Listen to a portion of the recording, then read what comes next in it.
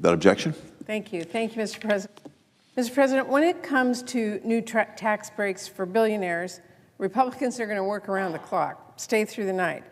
But when it comes to stopping Trump's trade war for good, when it comes to stopping a tax increase aimed squarely at working families, when it comes to stopping the complete uncertainty that is chipping away at confidence in our economy, most Republicans can't be bothered.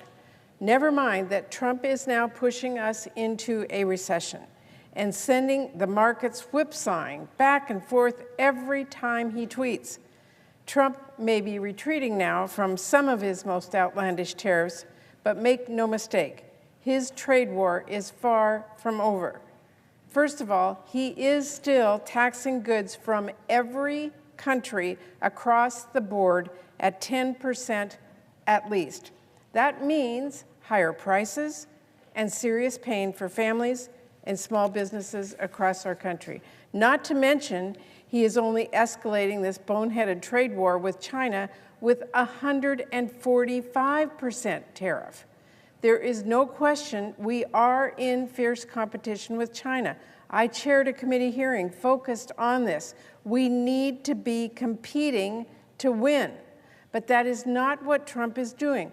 Do my Republican colleagues understand it is not setting America up for success to launch an all-out trade war with the second largest economy in the world on a whim? And while people might be temporarily relieved by this so-called pause on the even higher tariffs, the fact of the matter is that Trump is only delaying them. The threat of even larger taxes that American families simply cannot afford is still like a time bomb set to blow up our economy in 90 days.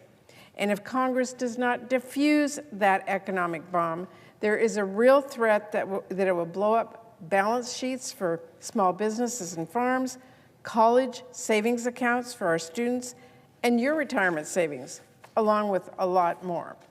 And I have to emphasize the uncertainty, the constant, by the hour reversal of federal policy. That alone is already causing massive harm. How on earth are you supposed to build your business if your costs skyrocket on a tweet? How are you supposed to plan for retirement when the president is sending your 401k on a roller coaster ride every time he's in a bad mood? How are we ever going to rebuild trust with our trading partners across the world when the message the United States is sending right now is that our trade relationships are built on sand, and there is no logic to the tariffs the United States will impose? How are they supposed to feel good about negotiating with a country where one man can totally burn down the economy and Congress will not lift a finger to stop him? Instead of building stronger trade agreements, Trump is pushing our partners away and pushing them towards striking deals with China and our other adversaries. And mark my words, this chaotic chapter is not over, as much as Republicans want to pretend otherwise. I have been hearing from small businesses who are in an absolute panic because of Trump's tariffs threats. Car dealerships are seeing sales plummet because Trump is sending prices higher. Restaurants are trying to stock up on any goods they can because their ingredients are about to get more expensive. Our growers are bracing for rising operating costs and retaliatory tariffs, and that will drive up the prices at our grocery stores.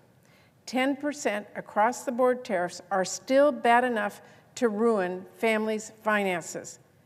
And while Republicans are showing with their own actions that they couldn't care more about shoveling trillions, and yes, that is trillions, at billionaires, Trump has said in his own words that he, quote, couldn't care less about the pain his tariffs are already causing for Americans. I'm not kidding. He actually said that about automobile tariffs. This is what happens when you only have billionaires in charge. Because, of course, Trump doesn't care if the car prices go up by a couple $1,000s. Of course, Elon Musk doesn't care if your groceries are getting more expensive at the same time Republicans are cutting nutrition programs, by the way.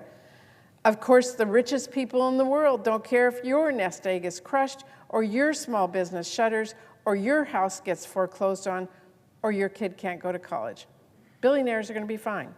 After all, they're still getting a tax cut. But I wasn't set here to fight for billionaires. Actually, none of us were. We're here to fight for families back home. And they are already starting to get crushed by Trump's tariffs. And they are bracing for impact if Trump doubles down in 90 days. Or who knows, maybe Trump changes his mind again tomorrow. It's anyone's guess at this point, which is, by the way, the problem here. And another thing, if this is about American manufacturing, tell us, why are plants and new investments being canceled? Why has Trump been freezing and outright canceling grants that we passed to support chips manufacturing or clean energy and more, killing American jobs? And let's keep in mind, these tariffs affect building and construction too. Trump is actually making it more expensive to build those factories in America. And don't forget, President Trump is still promising more tariffs. He said this week, he wants to put tariffs on medicine.